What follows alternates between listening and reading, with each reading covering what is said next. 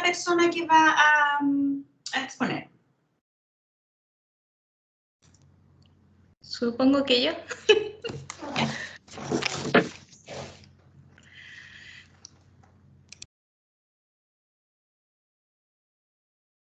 Es Fernanda Branchadel. Sí.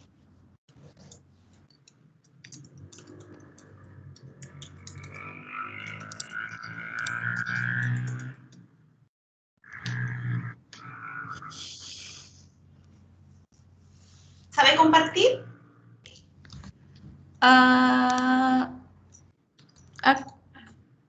No. Ya, tiene que ir aquí en la parte superior de la pantalla de Teams, al lado de salir, aparece una flecha hacia arriba. Ya. La aprieta y le va a salir compartir contenido o algo así, ¿no? Sí. Y si usted tiene abierto su Power, lo puede compartir. Ahí. ¿Se ve? No sé si se ve. Se ve. Profe, ¿tengo que encender la cámara? Sí, sí, Sí. pues, la oportunidad que tengo de conocerlas. Ya. Ahí, no sé. Sí, ahí la ve. Qué bueno conocer. Este no es. Sí, voy a poner el cronómetro para no pasarme en el tiempo. Ya. ¿Empiezo nomás? Sí. Buenas tardes, profesora y compañeras. El tema que les voy a hablar el día de hoy es el paradigma del pluralismo jurídico. Antes de empezar, se tiene que tener en cuenta qué se entiende por pluralismo jurídico y cómo se originó. Este es un término que comenzó a finales del siglo XIX y principios del siglo XX en Europa, dando así discusiones entre los mismos académicos.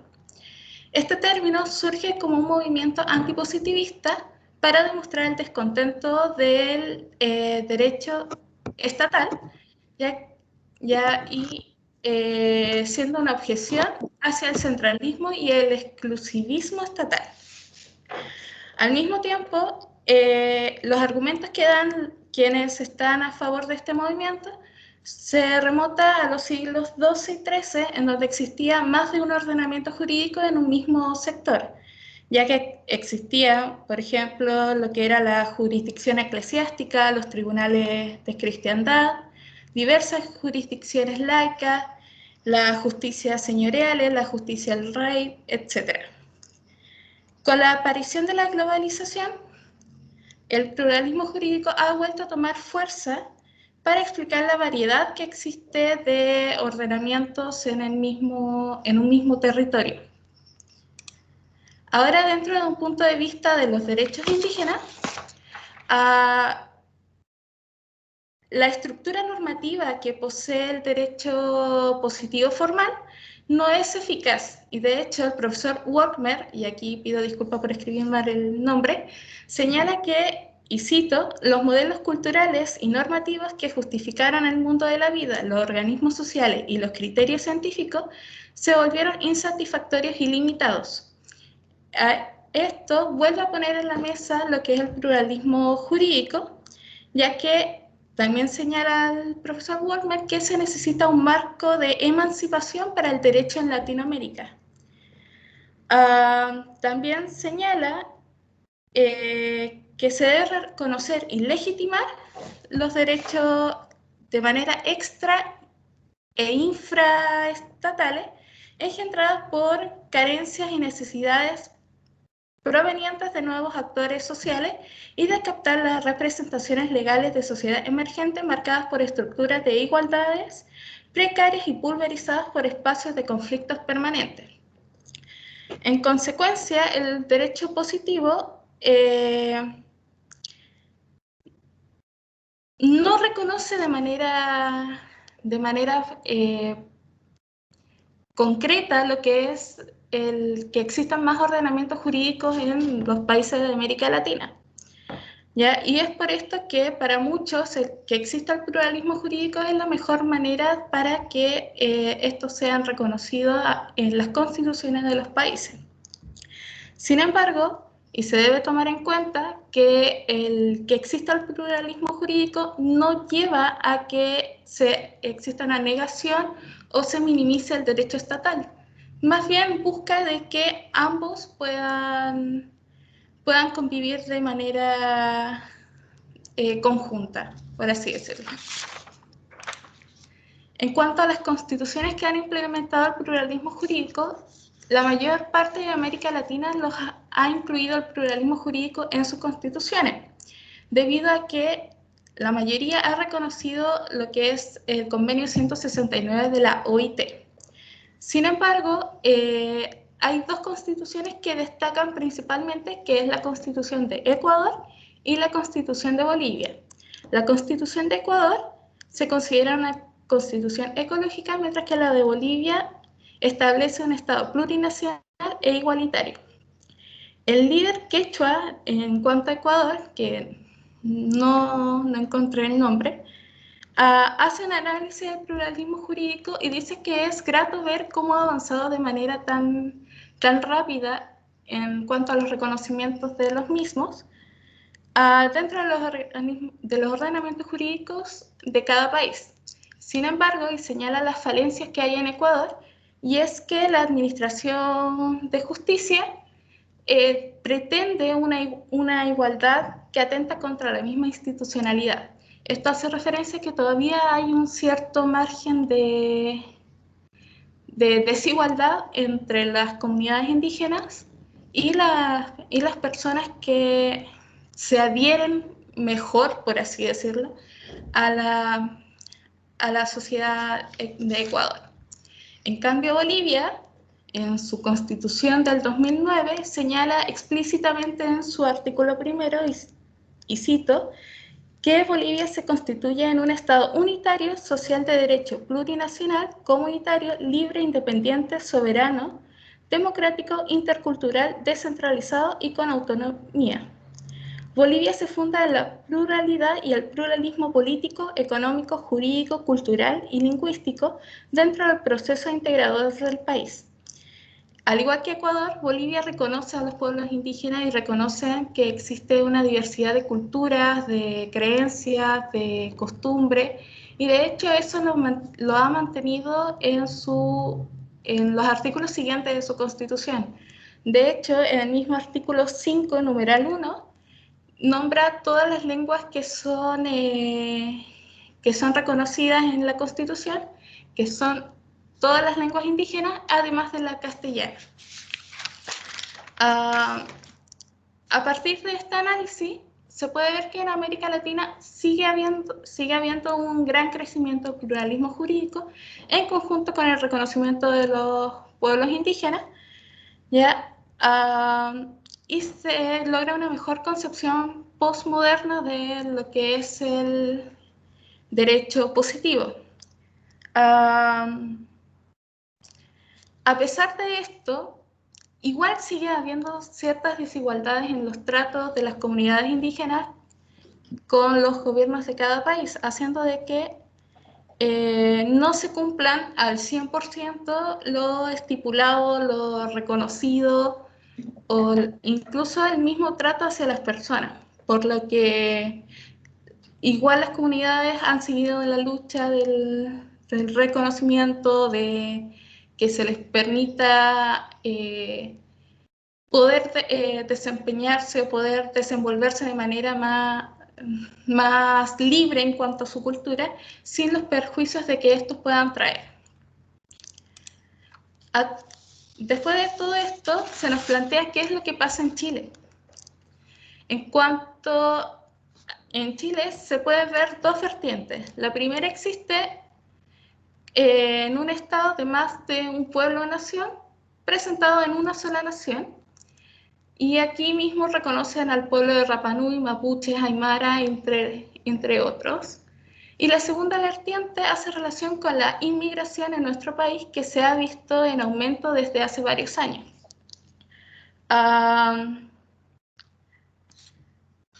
Sin embargo, nuestra Constitución, o en cuanto al sistema del Estado, solamente se reconoce un Estado, una Constitución, una cultura, una religión prominente, que es la católica, y un sistema jurídico único. En otras palabras, y según las palabras del profesor Alan Turing, no sé si lo pronuncio bien, nuestro Estado tiene un sistema asimilacionista o se busca una sociedad integrada. ¿A qué se quiere hacer mención esto?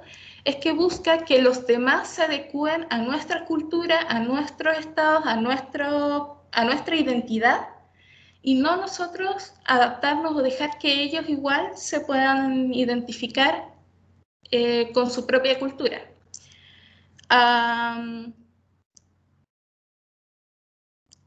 Debemos tener también en cuenta el contexto en que se creó nuestra Constitución, que fue en 1980, la que rige actualmente, que fue hecha durante el gobierno o dictadura militar, en el cual se implementó, mejor dicho, el sistema liberal, ¿ya? Pero el perjuicio de esto fue el que las comunidades indígenas sufrieran pérdidas en cuanto a su territorio y a su propia identidad, ya que, como mencioné anteriormente, se busca que se asimilen a un solo Estado, es decir, que sean todos iguales y no exista una diferencia de vestimenta, lenguas, nada de eso. Sin embargo, hay una ley que es la ley 19.253, que es la ley indígena. Este es el primer paso y una de los primeros cuerpos normativos que protege y reconoce jurídicamente a los pueblos originarios de Chile, el cual fue una promesa que se hizo desde el gobierno de Patricio Aylwin, del expresidente Patricio Aylwin, y busca que justamente se le devuelva o se pueda ir cortando la brecha de desigualdad que existe en los pueblos originarios desde la época precolombina. Sin embargo, esta legislación es cuestionada por los mismos pueblos indígenas, ya que no ven una protección jurídica real, ya que ellos mismos quieren que se reconozca la diversidad cultural, la diversidad de lengua, quieren asegurar la protección de sus propias tierras, cosa que esta ley no se las reconoce en un 100% y tampoco se reconoce en la Constitución. Así que han ido luchando en contra de eso. Sin embargo, también los parlamentarios no están de acuerdo con que en ese momento de la redacción de la ley, que a ellos se les reconociera como pueblos, ya que para ellos el término pueblo era para el pueblo chileno, y a ellos los querían dejar como poblaciones indígenas o etnias, y los mapuches, que son los que han representado la mayor fuerza, la mayor pelea entre pueblo indígena y Estado, aseguran de que eso solamente los reconoce como un folclore, no como un pueblo en sí. Y eso es lo que han ido luchando hasta el día de hoy, y son las peleas que nosotros vemos hasta hoy en día. Hay que destacar, por otro lado, que esta ley salió un poco antes que la ratificación de Chile al convenio 169 de la OIT. En esta ley, en sus artículos 10, habla de que señala que se les da una personalidad jurídica a los pueblos indígenas para optar por beneficios económicos y prestaciones en caso de que se les requiera, y al mismo tiempo se crea la CONADI, que es la Corporación de Desarrollo Indígena, y en el artículo 34 de la ley habla de que los servicios de administración del Estado y las organizaciones de carácter territorial, cuando traten materias que tengan inferencia o relación en cuestiones indígenas, deberán escuchar y considerar la opinión de las organizaciones indígenas que reconoce esta ley. Si esto se ha cumplido o no, es otro tema. Y además, también el artículo 54 señala que la costumbre hecha valer en juicio entre indígenas pertenecientes a una misma etnia constituirá derecho siempre que no sea incompatible con la Constitución. Con esto limita un poco al derecho indígena para hacer valer también lo que dice nuestro Código Civil, que es la costumbre no constituye derecho, exceptuando sino en los casos en que la ley se remita a ella. A modo de conclusión, se debe tener presente que el pluralismo jurídico va tomando espacio poco a poco dentro del ordenamiento jurídico en América Latina. Por su parte, en Chile aún nos queda mucho por reconocer y si bien existe la ley, no es suficiente como para que los pueblos se sientan tranquilos con ellos mismos y no se vaya perdiendo su propia identidad cultural. Además, a modo de apreciación personal, espero que también con la redacción de esta nueva constitución ellos logren tener representantes que puedan decir cuáles son sus demandas y qué es lo que se debiera hacer para que Chile pueda cumplir con todo lo que no ha cumplido a través de los años. Gracias. Muchas gracias, Fernando. Buena exposición. Único punto que le menciono, también se lo menciono a los demás, que siempre no tratemos de hablar como ellos y nosotros, ¿no? Pero eso es no natural por el sistema en que hemos sido criados, ¿no? También es parte de nuestra identidad cultural, la identidad indígena, entonces para no hablar de ellos, nosotros, ¿no? Pero bien su exposición. Así que ahora sí puede pasar la siguiente expositora. No sé quién es la siguiente expositora. Gracias, profe. Gracias a usted. Yo soy la siguiente, profe. Fernanda, ya, dele no. Y les menciono que todo lo que nosotros estamos viendo ahora es contenido integrante de la cátedra, entonces para los que no asisten van a tener que ver las grabaciones porque yo lo voy a preguntar en prueba. Entonces, denle nomás, Fernanda. ¿Sabe cómo compartir o la ayudo? No, profe, es que tengo un problema. Mi computador colapsa. Entonces, cuando tengo la cámara prendida y manejo muchas cosas, como que de hecho, si me pego, le pido disculpas de antemano porque cuando estábamos en clase también se me quedó pegada y como que desfasado. Entonces, una compañera me va a manejar el PPT. Ya, buenísimo. Porque si quiere apaga la cámara nomás para que no se le ¿No? ya. Para que se le vaya a No, pero pegar. mientras me duche, va a estar prendida. Ya, bien. Ya, entonces Camila va a mostrar. Bien.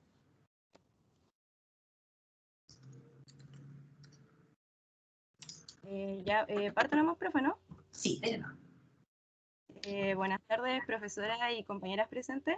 El día de hoy yo voy a exponer sobre la visibilización de los pueblos indígenas y los procesos de recuperación de las identidades propias en Chile y en Latinoamérica. Para comenzar, el tema a desarrollar en esta presentación es referente a la visibilización y proceso de recuperación de las identidades propias de los pueblos indígenas en Chile y en Latinoamérica. Todo esto con el propósito de poder acercarnos a la realidad actual de cómo ellos se encuentran hoy en día. En primer lugar, pueden avanzar la diapositiva.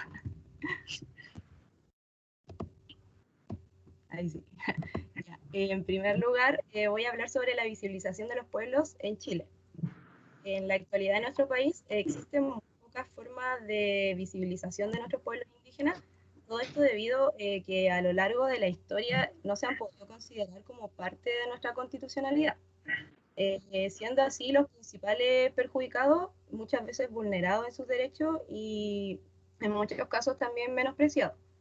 Pese a esto, también existen unas pocas formas de visibilización que tenemos como país, que son los mismos pueblos originarios que debido a una constante lucha han logrado poder activar estas formas de poder preservar sus orígenes, de poder seguir alzando su voz y de mantenerse vigentes. Las pocas formas de herramientas y formas de visibilización que tenemos, en primer lugar, son las más conocidas manifestaciones en las calles, que es una de las grandes formas de visibilización debido a los distintos tipo de manifestaciones que se han llevado a cabo a lo largo de todos los años, de todo el tiempo en que estos pueblos originarios han persistido en su lucha, en el cual siempre está presente la multiculturalidad, es decir, el legítimo reclamo de estos pueblos indígenas chilenos, ya sea representado por sus banderas, por Huipala y también por la gran congregación que tienen a estas manifestaciones masivas que por lo general se llevan a cabo en la zona central de nuestro país. De esta forma, en el colectivo se va como masificando la reivindicación de los pueblos indígenas, así como poder buscar el reconocimiento de estos en una nueva constitución. También contamos con la ley 19.253, o más conocida como la ley indígena, que es otra de las principales formas de visibilización en la cual se establecen ciertas formas de protección, de fomento y de desarrollo de los indígenas, y es un reconocimiento también a la costumbre indígena. En tercer lugar, también se comprende la CONADI, o la Corporación Nacional de Desarrollo Indígena. Esta es otra herramienta que ayuda a fomentar la protección de estos pueblos. Esta se desprende de la ley que mencioné anteriormente. Este es un servicio público chileno creado en 1993 por la ley 19.253. Tiene como objetivo bueno, la promoción, la coordinación y ejecución de la acción estatal de los planes de desarrollo de las personas que pertenecen a los pueblos indígenas en Chile. También contamos con el Día Nacional de los Pueblos Originarios en Chile, que fue declarado a través del Decreto Supremo 158, y tiene como fecha de celebración el día 24 de junio de 1998. Considerando que en esta fecha la cosmovisión de los pueblos originarios contempla ciertos tipos de rituales y ceremonias espirituales de renovación y purificación correspondiente a un nuevo año o a un nuevo ciclo de vida, todo esto siempre ligado a la naturaleza, que para ellos renace o se renueva. Este día en especial se puede apreciar una mayor muestra de lo que es la cultura de estos pueblos originarios, donde priman sus orígenes y se visibilizan en un mayor realce. Finalmente contamos con el convenio 169 de la OIT. Este convenio sobre pueblos indígenas y tribales también juega un rol importante, ya que fue ratificado por Chile, y es una herramienta para exigir los derechos de los pueblos. Es el instrumento que se hizo cargo de todas las garantías de la protección y del fomento de los pueblos indígenas en todos los territorios donde se encuentran. Debido a la falta de reconocimiento constitucional para estos pueblos indígenas, se han visto pasados a llevar en múltiples ocasiones, y claro ejemplo de esto podría ser la situación que ocurre en el sur de Chile, con el absoluto desconocimiento a algunos derechos humanos del pueblo mapuche y a sus reivindicaciones territoriales, que siempre han estado como en la palestra de una constante lucha, y así los diferentes problemas que han ido afectando a distintos pueblos de todas las zonas de nuestro país. Otra diapositiva. Bueno, aquí se pueden apreciar dos imágenes. Estas imágenes las encontré y hablan primero sobre la marcha por el reconocimiento indígena en la nueva Constitución. Obviamente estos fueron en años anteriores a la pandemia, y también al otro lado se encuentra la conmemoración del Día de los Pueblos Indígenas en Chile. Por lo general se realizaron en la zona central, que es Santiago, y bueno, actualmente debido a las contingencias no se pueden como manifestar en las calles. Bien, ahora surge un interrogante que me pareció igual como importante tocar, que es si existe visibilización de los pueblos indígenas en contexto de la pandemia en Chile. Como lo han señalado diversos informes internacionales, uno de los sectores más vulnerables y de riesgo tanto en Chile como en Latinoamérica, siempre han sido los pueblos indígenas. Esto es consecuencia igual de determinantes sociales y estructurales que se originan debido a su historia de los despojos territoriales y culturales y de la infinidad igual de vulneraciones que han sufrido.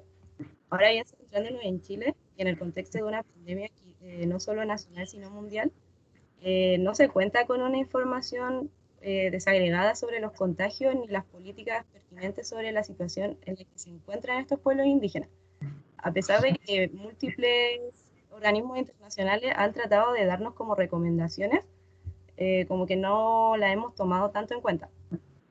Todo esto gracias a la falta de los registros como oficiales específicos de cómo está siendo afectados estos pueblos y a la ausencia también de las políticas que dan cara a sus realidades territoriales, socioeconómicas y culturales, no han sido visibilizados como un pueblo de mayor riesgo, ni tampoco se han desarrollado acciones específicas para abordar la problemática de la pandemia. Ahora voy a leer en la otra diapositiva.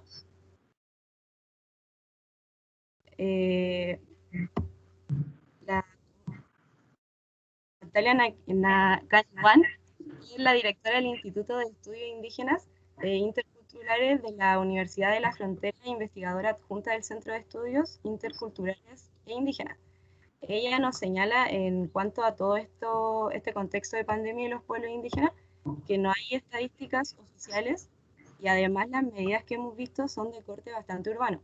Creemos que hace falta un diálogo que genere información pertinente a los territorios de nuestras comunidades indígenas, ya que la vida rural es bastante distinta y tenemos que pensar en que los sectores rurales no hay servicios, tienen que salir necesariamente a sus centros urbanos cercanos para abastecerse de comida, incluso abastecerse de agua. Y o sea, hay territorios rurales que hoy en día no tienen agua. Entonces también ella dice que hay que prever todas esas situaciones que han ayudado e influido a que los pueblos indígenas no sean visibilizados en todo este contexto de la crisis sanitaria. En este caso, son los propios pueblos indígenas los que han alzado la voz a través de algunas declaraciones o acciones que quizá ellos han hecho de carácter solo local. Los municipios también, a través de sus funcionarios, han actuado en contextos locales en que se han presentado algunas fuentes de contagio en estas comunidades indígenas, promoviendo las acciones como más pertinentes y efectivas que tenían, pero pese a que no reciben tanta información del nivel central como deberían y de los pocos recursos también con los que cuentan. Una de las principales medidas posibles a analizar y observar fue el inicial llamado a no visitar los pueblos de los territorios indígenas, como fue en el caso de San Pedro de Atacama, con el pueblo atacameño de Peine, que ellos implementaron barreras sanitarias que buscaban para tener control sobre quiénes ingresaban o no a sus comunidades. Estas iniciativas surgieron netamente de la autogestión de estos pueblos, y aún algunas se encuentran en territorios del país. Ahora, siguiendo con la exposición. Volviendo ahora al tema de la visibilización de los pueblos originarios, pero en Latinoamérica. Latinoamérica ha experimentado a diferentes velocidades cambios y rasgos heterogéneos significativos, progresos tanto en su desarrollo económico, social y cultural. En un mundo globalizado y pluricultural, la irrupción de estos pueblos indígenas y todos sus derechos es un fenómeno que no es exclusivo tan solo de un país, sino que es un proceso global y forma parte de la diversidad de luchas por el reconocimiento de la dignidad humana. Ahora bien, la resistencia de estos pueblos indígenas se expresa en la actualidad en la instauración de nuevos estatus políticos y territoriales, y así como de nuevos modos de relación institucional de los estados y los pueblos indígenas. Este prolongado proceso de reivindicación, de visibilización y de reconocimiento que se ha ido observando en las últimas décadas se fundamenta principalmente en el Convenio sobre Pueblos Indígenas y Tribales de la OIT, más conocido como el Convenio 169, el cual reconoce por primera vez los derechos colectivos de estos pueblos. También la Declaración de las Naciones Unidas sobre los Derechos de los Pueblos Indígenas, en el año 2007 que plantea el derecho de dichos pueblos a la libre determinación. Es decir, ayuda en el respeto de los pueblos y el aprendizaje de todas las formas de pensamiento. En general, esta declaración explica la forma en la cual los derechos de los pueblos indígenas deben ser protegidos por todos los gobiernos del mundo. Esta declaración cuenta con 46 artículos que supuestamente asegurarían un mejor futuro para los pueblos originarios. Bueno, también se cuenta con el Día Internacional de los Pueblos Indígenas, que es desde el 9 de agosto de 1995. Se celebra este día debido a que ese año marcó el inicio del Decenio Internacional de los Pueblos Indígenas del mundo, que si no me equivoco fue desde 1995 hasta el 2004 el primero. La Asamblea General de la ONU eligió esta fecha para conmemorar el día en que el Grupo de Trabajo sobre Pueblos Indígenas celebró su primera reunión en 1992. El principal objetivo de poder celebrar esta fecha es reconocer a los pueblos indígenas, sus tradiciones, sus valores, sus idiomas, sus lenguas y costumbres, y claramente el aporte que estos han brindado en el fortalecimiento de las culturas nacionales, siendo un gran paso para la visibilización de esto en Latinoamérica. Dentro de todos los procesos de los países de Latinoamérica con la visibilización de los pueblos indígenas, yo encuentro que ha tenido un gran progreso en cuanto a sus avances dentro de cada uno, ya que lograron incluirlos en gran parte de las constituciones, como por ejemplo en los casos de Bolivia y Ecuador, tienen reconocimiento y visibilización, y no tan solo en el ámbito constitucional, sino que en muchos ámbitos, en el ámbito cultural, en diferentes. Y a estas también se le pueden sumar las constituciones de México y Nicaragua. Obviamente también hay algunos países, como Chile, que aún no los reconoce, pero ya son mínimos. Ahora pasando a otra diapositiva. Otro punto importante son los procesos de la recuperación de las identidades de los pueblos indígenas en Chile. Cuando en nuestro país la historia con los pueblos indígenas siempre ha sido marcada por una brutalidad, en muchos casos inimaginables, que se remonta desde tiempos antiguos y que incluso se ha mantenido hasta la actualidad. Pueblos como el Selknam fueron exterminados, otros fueron reducidos y prohibiéndoles sus formas de vida tradicional, como el caso de los Cahuéscar, y otros pueblos que tras sufrir la brutalidad de las fuerzas del Estado, como los Aymara, el pueblo mapuche, el pueblo Licanantay, han logrado mantener sus estructuras sociales hasta la actualidad, pero siempre con una constante lucha por la mantención de ellas. Por consecuencia de los procesos de recuperación de las identidades indígenas propias de Chile, se ha visto marcado por una constante lucha por subsistir, por volver a reconocerse como indígena en algunos casos, y por mantenerse en el tiempo y recuperar algunos territorios que fueron usurpados. Claro ejemplo de esto es el caso del pueblo Licanantay, o el pueblo Tagameño, que a través de su propio esfuerzo pudo recuperar su propia lengua. Y existen varias manifestaciones donde nos vemos recuperando nociones que quizás se habían perdido en el tiempo. Y algunas formas de expresar la recuperación y la preservación de la identidad indígena propia en Chile son, en primer lugar, la ley 20.249, que esta es la principal consagración que tenemos actualmente, porque crea el espacio costero marino de los pueblos originarios. El fin de esta ley es resguardar el uso consuetudinario de dicho espacio para mantener las tradiciones en el uso de los recursos naturales por parte de estos pueblos. Esta ley se origina por la misma percepción de los pueblos indígenas, quienes buscaban acuerdos políticos y del apoyo por parte del Estado.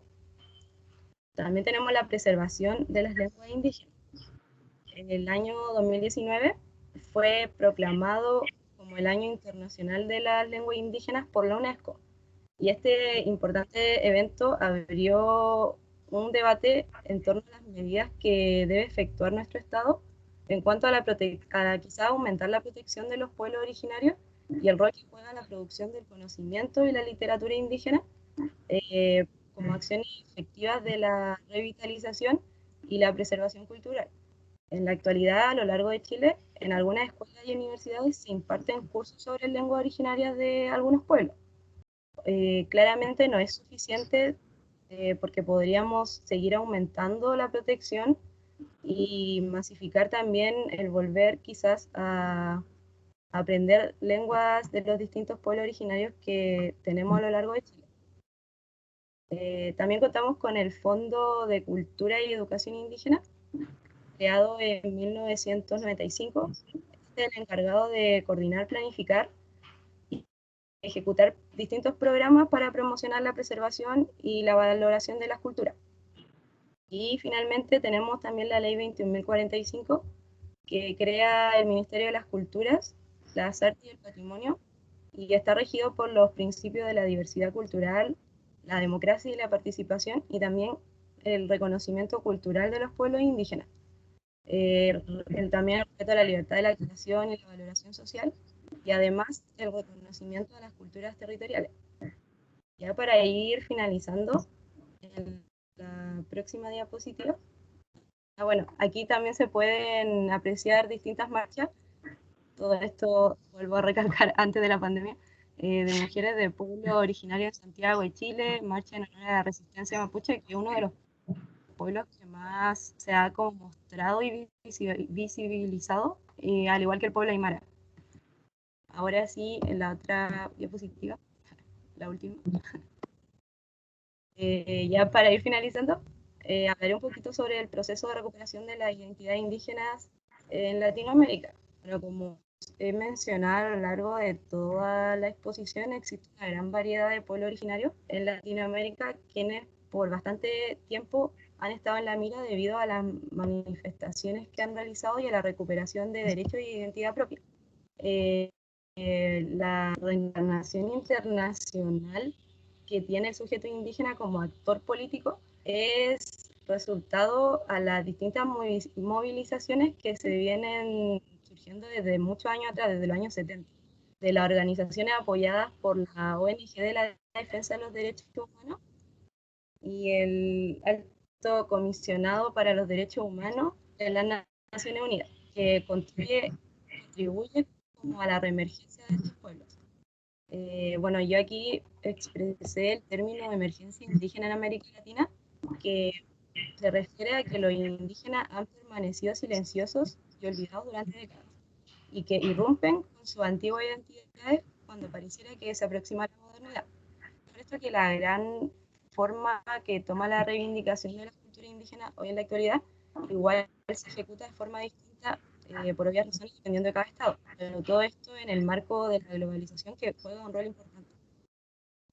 Bueno, las Naciones Unidas han sido las principales pioneras en el tratamiento de los derechos de los pueblos indígenas y la recuperación y respeto por sus identidades.